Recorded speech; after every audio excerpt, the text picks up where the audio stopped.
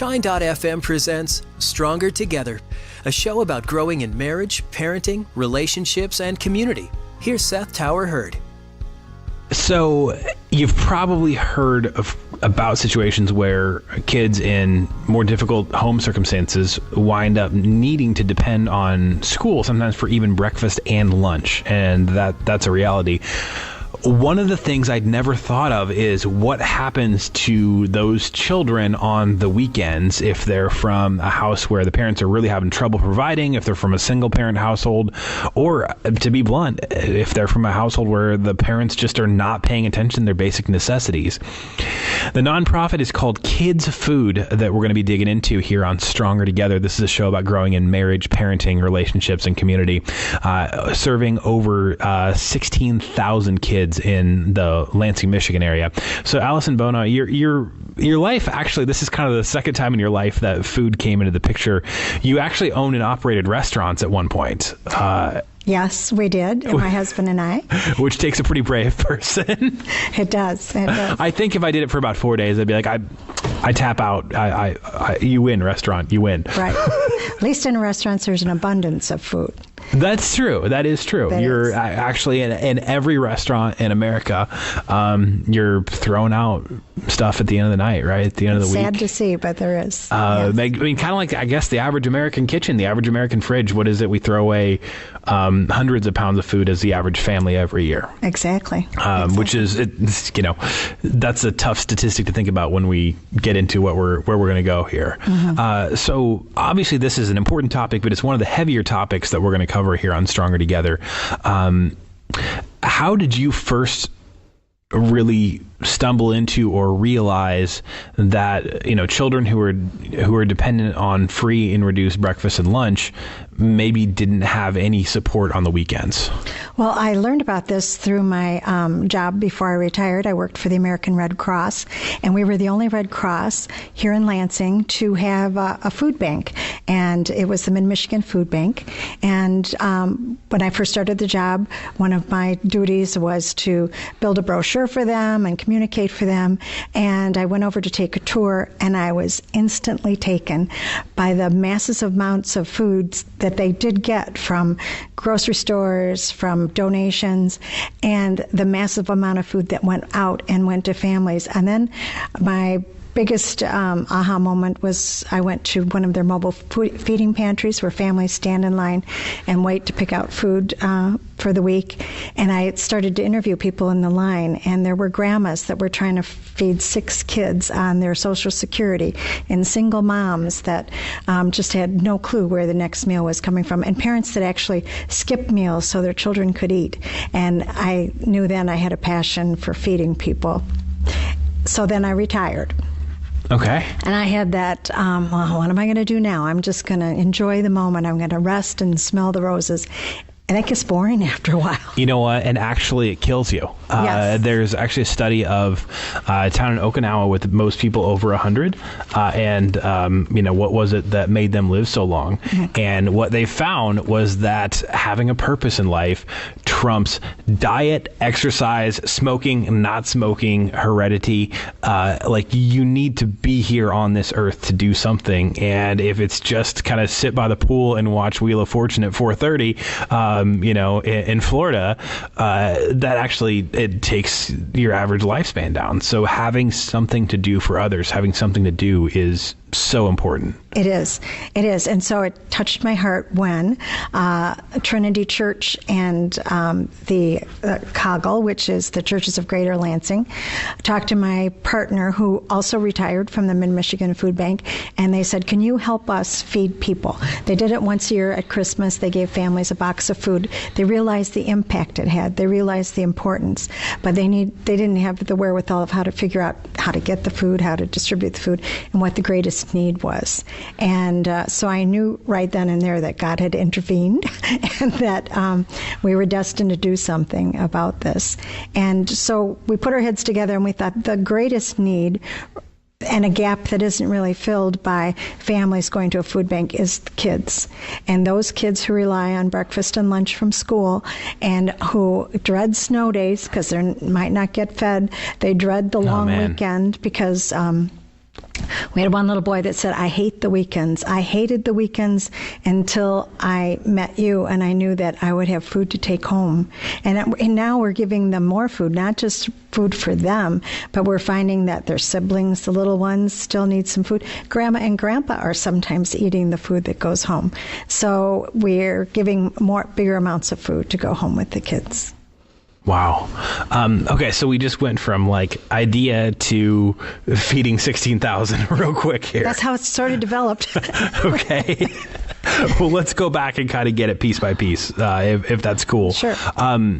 So most people don't do what you did, which is just dive in, 120 miles an hour and do this. So you see a need and walk me through how this became something, because obviously we got a lot of people donating, we got a lot of people volunteering, we got a lot of people getting food to those who are in need. Right. Can walk me through that, because most people see something, say, that's really sad. Maybe I'll buy a bag of groceries for somebody once, and then, whatever it is distracts them. Right. And I don't think everybody is called to do what you're doing, right. Necessarily. But most people, it's like, oh, that's sad. I'll write a check. Maybe I'll get kind of sort of involved in somebody's life. And not ever again. But you're different. Right. Well, Dave and I realized that we had a lot of experience, and that's the sad part about retirement. You retire with this encyclopedia of experience that you really can't pass on to anybody. So we thought, even if our health is declining and we don't have that much time because our family demands are more, I think we thought we need to pass this on. We have a gift, we have this intelligence about how to feed people, and so let's use it. And we had the backing of 150 churches that wanted to participate, and slowly but surely it's all coming together. And I think you have to have faith, because we worked with Stephanie Butler, who was our mentor. Every time we've said, oh, this is just too much, this will never work, she's like, just slow down, let's pray about it. And which is so different from the corporate world, which is so different from the whole nonprofit world. And sure enough, she was right. Every time we've stumbled across something else has come along to help us through. So we're building our faith as long as we're building this new venture, and I think that's helped us a lot from running away from it. We've realized that there's a bigger picture here. We're just a small little portion of it, but we're happy to do it. And the thing you don't wish was true, but obviously is true, is how do you grow in faith in something like that? You get in uncomfortable situations and see God get you out of it. Yes, exactly. And you have the peace that comes with knowing that I don't think I've ever felt before. The peace that knowing that you can trust God to get you out of it and not to worry about it. So I'm worrying less. Even my children have noticed. They said, you don't worry as much as you used to.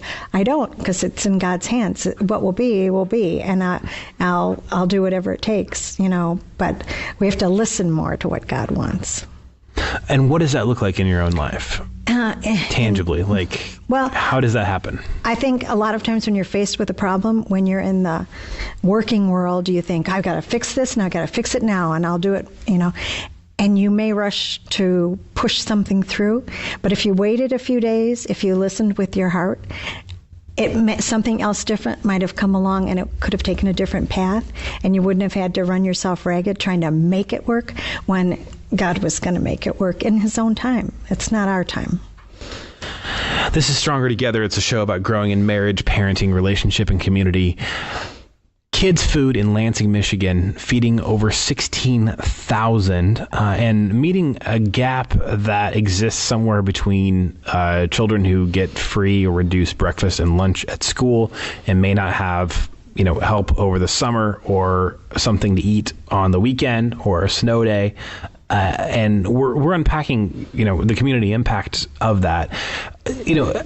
How do you think that it is that, as Christians, as Americans or whatever, wherever you're at, you throw something at the map And wherever it hits in the United States, there's people who are really quietly in very desperate situations. But a lot of times we just don't see them, don't notice it, don't think about it. Or they don't know where to go or who to talk to.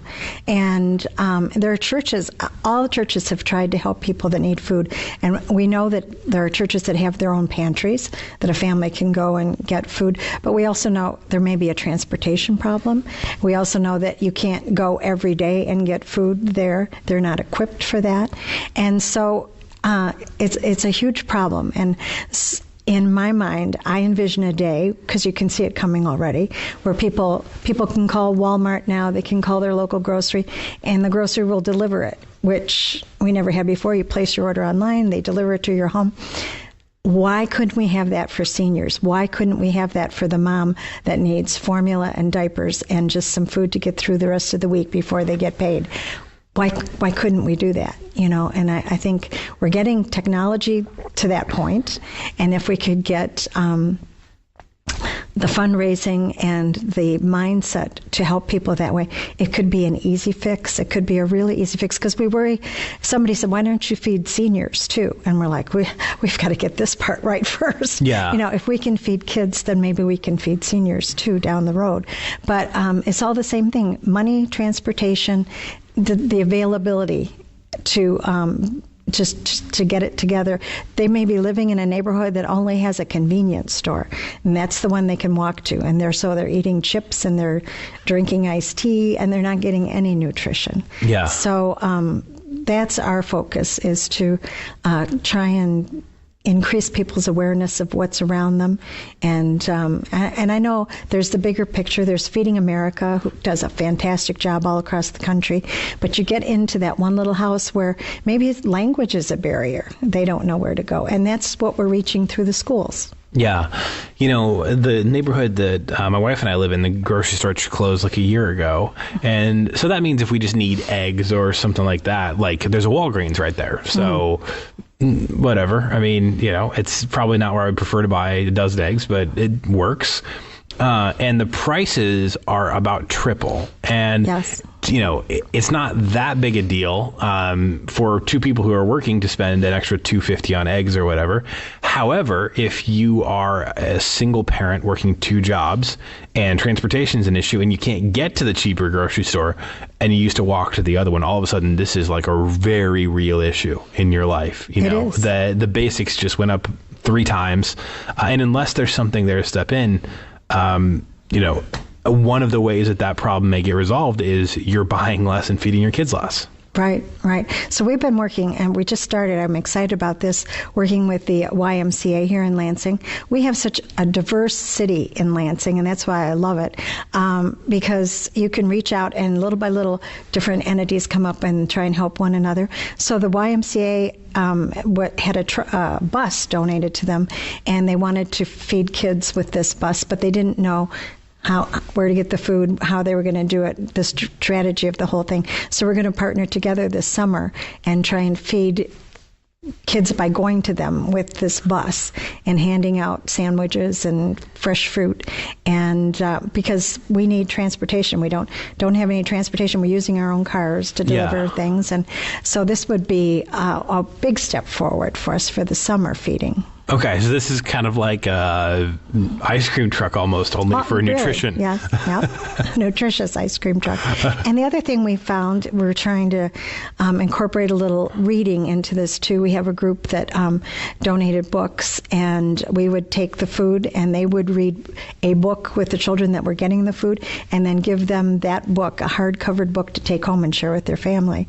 And so I was present for one we did around Christmas time, and after they read the book was about hope, and the gentleman reading the book said to them, has anybody here ever experienced where you had no hope? And these were third graders, and I'd say about 3/4 of them raised their hands. And I thought, this should never happen in our country, Yeah, you're 8. No, and but some of these children were from refugee families, because Lansing is a sanctuary city. So these families are here, but they come with no clothes, no transportation, 3 kids, and they have to find a job right away. So it's up to the city to pull together and help them to move forward.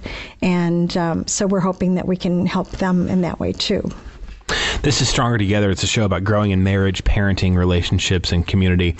Kids Food feeds over 16,000 in the greater Lansing area every single year. Allison Bono is one of the founders joining me. I just have to correct you on that one thing. It's not 16. Last year we fed 1,500 children. We've identified 16,000 children that need to be fed. Well, that are eligible for free breakfast, free lunch. Okay. The magazine was sitting out, so whoops. Yeah, I meant to correct you on that because it would be nice if that's our goal. Okay, so that's what we're trying to get to. That's our goal. That's what we're trying to get to. Absolutely. When you've seen these kids that go from pretty unstable as far as diet to knowing they're going to have something to eat, what else happens in their lives? Because, I mean, quite frankly, I just missed lunch to be able to do this interview, and I've eaten 3 cheese sticks and had an energy drink today, and I feel like I'm going to fall over, and it's just because I haven't gotten out for lunch. But if I didn't have the option for lunch some days, how does that change your development? Well, it's immense because it's your health, and in our society here in Lansing, we have a lot of hospitals that are concerned about childhood nutrition and getting fresh food to these kids, because it's another thing if they're just living on cereal. I mean, you can say that they have a full belly, but it's cereal for breakfast, lunch, and dinner. And so if you can't stay awake at school, if you can't concentrate at school, it's most likely because you haven't had enough to eat or you haven't had enough protein. So there's so much that works into this. And depression, kids can become depressed just because they're not eating nutritious meals. And so we can't solve all their problems at home, but hopefully with breakfast and lunch and then a snack to take home on the weekends, we can at least alleviate some of it. But also it's awareness, and I think there's more education going on, teaching children how to make meals. You could make this yourself, and that's what we did an after-school program where we said, this is how you take some celery sticks, you put some peanut butter on, it's good, it's easy, it's good, you can do this yourself. And they loved it. And the YMCA is looking more at this, at teaching nutrition classes to kids. And I think this has to happen because going back to that mobile feeding pantry, I talked to this young mom, and she had the baby on her hip and one in the stroller, and they were giving out bags of potatoes. And she said to me, what am I going to do with these? And so this grandma behind her said, you can make soup, you can make mashed potatoes, you can make scalloped potatoes. She's only seen potatoes from McDonald's. So there's a whole generation coming up, I hate to say, that's not going to know how to cook, that they've lived on fast food and they don't know how to take potatoes and make them last a whole week. Yeah. And unfortunately, if you came out of a pretty tough situation yourself, if you never had anybody show that to you, and then you find yourself kind of young and out on your own, and maybe with a child or two who's dependent on you, those not having those basic life skills, you really need those. Right. So we go back to education, and we just go back to even the school system itself has let us down a little bit because they don't have home ec anymore. They don't have wood shop. They don't have some of those things that we grew up with, and we left high school knowing how to prepare a few simple meals, and why they needed to be the way they were, and cleanliness and all the rest of it. So it's there's a lot of things missing in the education system that have sent things downhill. I wondered that after I was out of high school a few years, that I took the advanced classes because I was concerned about getting into college and all that stuff. And then I realized if I hadn't taken those classes, I would have learned some stuff like how mortgage rates work for houses and how to balance your checkbook. Yeah, I hate to say it, but I have yet to use any pre-calculus ever for anything. But a lot of people don't use pre-calculus, but a lot of people, are going to live somewhere. So that's important, right? Right. Same thing. And, there's a lot of things that we may learn that we don't wind up implementing, but everybody's going to have to eat. And that's an incredibly, incredibly important skill that we've just sort of shoved aside. And so it's fantastic that there's an option to find that somewhere if you haven't been able to learn it or at home and it's not at school anymore. Right. And I think a lot of these families that are coming to us, the refugee families, grandma's coming with them, and grandma can still cook. And so the things we start to send home now are beans and rice and canned vegetables, and Grandma's making a meal out of them. So I think that's great. And I envision someday that we'll have a conference where we take everybody's best family recipe and let everybody sample a little of it, because they come up with some fantastic meals that way. And Trinity Church, I think, did something like that. They gave everybody a $25 gift certificate to go buy food, and then come back and they had a feast with all the preparation. You know, it's interesting, the American diet and American cuisine, how many different things have come in from other countries that we like that are basically, were at one point poverty food, right? Like right. I love pork rinds. I have a deep love of pork rinds. Some people might think that's weird, but I just love pork rinds. And pork rinds actually came out of being able to use more parts of a hog. You can now eat something you didn't used to be able to eat. So a lot of standard American fare has come from families just like this that found a new way to do something, which I think is so fascinating. Right. This is Stronger Together. It's a show about growing in marriage, parenting, relationships, and community. We're talking about an organization called Kids Food that feeds thousands and helps with food insecurity in the greater Lansing area, particularly children that are getting breakfast and lunch at school, but may be in a bad situation on the weekends. And we're talking about, it's hard for me to wrap my head around a kid that young that you said was, elementary school, and said, I used to hate the weekend because I didn't know what was going to happen to me. I didn't know how I was going to eat. I just thought this was going to be a really, really tough spot to be in. Like, what are the relationships like? Like, I'm assuming this isn't just here you go, but it's relationships with families they're in tough spots. So how have those relationships changed to you from just being around them? Well, just from the stories I hear, mostly it's stories I hear because we're at the other end gathering about food and giving it out. But the stories I hear from churches, there's sad stories, and there's a lot of people that need help and don't go through the proper channels, don't know how.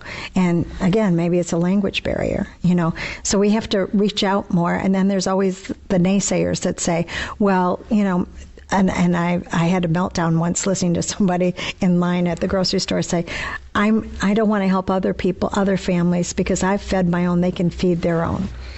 I thought maybe they can't feed their own. Maybe there's health issues at home. Maybe there's drugs. Maybe, you don't know what's going on. Why should that child suffer because of family problems that are going on? So I think a lot of it is people don't realize how much more they could do to help the situation. Or where some of those people are going to be at in a few years. Part of my extended family are refugees from Laos who, fled the second worst genocide of the 20th century. And my cousin's grandpa, when he got over here, he had a PhD from Paris, and it wasn't recognized in the United States, and he wound up, cleaning Sears overnight, third shift. And he went from there to all his kids have prospered, and most of them own businesses, and they're all super brilliant, genius people. That happened because somebody helped them when they had to start over. And it's not like they wanted to flee their country. They had to flee their country to stay alive. Right. And I think there's a lot of churches in Lansing. That's the best untold story of parishioner people helping other families in their church one-on-one, just to get a little step up. And it's hard to imagine going to a country where you don't know the language, let alone you can't get any fresh food. You don't even know the first, thing about where you're going to get food and everything else. And one of the, I have to say, kind of miracles I've witnessed is there's another group called Generosity Feeds, and through North Point Church, they made 10,000 meals in an hour and a half. I was there to do it. Wow. North Point raised the money for the rice and beans, and Generosity Feeds gives you a little setup where you do an assembly line, and you do the rice, the beans, and then there's some spices in there. There's some bouillon in there. So you pass it down the line, then they seal it with like a seal a meal. And so many people showed up to do this that we got it done in an hour and a half. 10,000 meals. It can be that easy if only it gets organized and the food gets to the right people. And so they were nice enough to give us 2,500 meals to help us feed our families. And it's that kind of cohesiveness, it's that kind of working together with love that you don't see on other levels, But when a community can come together and work for one single purpose, you can do miracles. I believe that. And so that's why we want to be a Christian feeding network, that when there's a problem, people can come to us and say, this is the problem, and maybe we can solve it. Maybe we can come up with a solution by partnering different people together and working together on it. You know, and I think that it's easy for people to look at big societal problems and either say, I'm going to do a little thing, and then, like I had said earlier, I'm going to forget, or I'm just going to get totally overwhelmed and just like walk with my head down like Charlie Brown after he got the football taken away, but he started to kick it, right? Yeah. And you know, between those two things are finding organizations and being a part of it for something that can be a lot bigger. Because even if you tried to go do this yourself, and I'm not here to tell you what God has called you to do in a specific situation. I went through a situation where there was a homeless gentleman who kind of came into my life that was struggling with some addiction stuff, and I probably was not the nicest. Sometimes I just yelled at him. And we're friends to this day. He was able to get out of his situation, get his kids back. He's doing great. But what I learned there was, even though I kind of just stuck with him and walked with him as he was able to, overcome the season of homelessness and get back out there in life and be good, that honestly, at the other end of it, it probably would have been far more efficient to me to be helping people who help the homeless, as opposed to, I think what happened was amazing and it changed my life that one time. But I didn't go try to do that again because there are people who are better at it. Right. And it's better to find the people or the organizations that are already doing a really good job and just jump in right there, as opposed to try to reinvent the wheel. Right. And I always believe that you don't get unless you ask. And it's amazing how, when I tell the story of Kids Food Now, we're just building up. We said we needed a warehouse to store the food and everything. Little by little, people, I know where you could get this warehouse space cheap, and everything else. You just have to ask, and it will come to you. And I recently came back from vacation. It was this weekend where we had all the snow. So it was a nightmare flight back. It was 18 hours of up, down, same people on the plane. And by the time we had our last leg, and I won't say who the airline was, but the last leg of the trip, they had no food on the plane left, not even the stinking pretzels. They didn't have those. And they came by with just a small bottle of warm water. And there were kids on this plane, and they were complaining, and they were tired and everything else. Melting down. And one mom was saying, do you just have some milk? I just need to put the baby to sleep. I just need some milk. Nope, we don't have any milk. Passengers started to hear this and were rummaging through their stuff, and they're like, wait, I have a bag of pretzels. Wait, I have a banana. And we're trying to feed these kids. So it's in us. It's inborn that we should feed the children. Yeah. We're with Allison Bono. The organization is called Kids Food in the Lansing area, helping thousands of kids that may not be eating regular meals without help, except for the breakfast and lunch that they get at school. And what I think is so interesting about that, about those relationships, is that come out of helping people and banding together, is there was a nightmare cruise story a few years ago where this cruise company, I think it was in had taken off from Florida, was going down to the Bahamas. They actually were bankrupt, and the bank came out on a helicopter and seized their navigation equipment, and then they had to be towed back in, there was minimal power and that type of thing. And I mean, just a terrible vacation. Who would want to go through this, right? And what's funny is that the people that were getting off the boat and they were interviewing them, and they're in a strange way, it was kind of great because we had to work together to be okay, and we wound up with real friends in a way we never would have if we would have had every luxury and our every need met. Yes. And I believe that. There's so much good in people, but like you said, that people are afraid or too shy to share their gifts that are innate. But yet when they're asked, they will. When they see the need, they will. And I think, and a lot of people have been burned, by different, circumstances and everything. But I think if it comes through the church, and if it's something the community recognizes, I think then everybody has to get behind it. And you can feel it. You can feel the difference. This is Stronger Together. If you missed any part of this conversation in this show about growing in marriage, parenting, relationship, and community, you can always go back and grab the audio by searching Shine.fm podcast, wherever you subscribe to podcasts, or you can search Shine.fm on Facebook or YouTube to catch the video of this entire episode.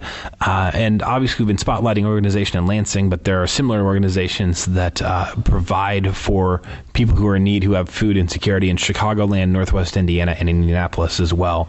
If you just want to give us a quick, for the people on the radio, if you just want to give us a quick way to get in touch, get involved, and to just do something. Right. You can go to, if you have any concerns or questions, you can go to Kids Food, and that's KIDZFOOD at ICOGL.org, and let us know what your concerns are, and we'll get right back to you. And you can go to that website address too to make a donation if you'd like to make a donation to Kids Food. And if you're driving and you can't write that down right now, again, just search Shine.fm on Facebook or YouTube.